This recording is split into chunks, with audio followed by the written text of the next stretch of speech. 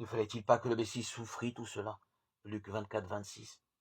Les disciples d'Emmaüs étaient encore sous le coup des terribles événements des derniers jours.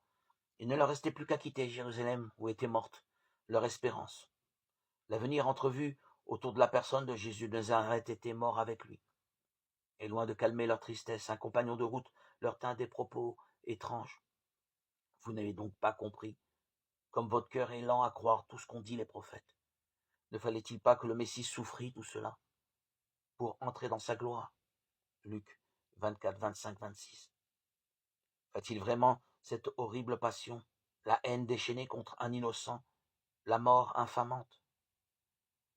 Qui donc exigerait pareille atrocité? Et de quelle gloire parlait-il? Et quand donc les prophètes d'Israël avaient-ils annoncé des choses pareilles? L'inconnu semblait au clair, lui, avec toutes ces questions, et il se lança dans une longue explication.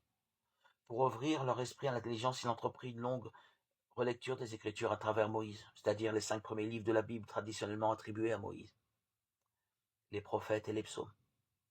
Comme on aimerait savoir quel texte Jésus a choisi pour éclairer nos 2 disciples. À défaut de pouvoir les citer, on en devine le contenu, puisque peu à peu une cohérence apparut. Et c'est tout heureux, tout illuminé, d'une compréhension nouvelle, que Cléophas et son compagnon ont fait demi-tour pour aller annoncer aux 11 apôtres restés à Jérusalem ce qu'ils savaient déjà. Oui, Jésus est bien vivant. Et si le Christ a dû traverser les épreuves de la passion, ce n'est pas pour satisfaire une exigence de Dieu. Le fameux « il fallait » traduit seulement la dureté de cœur des hommes.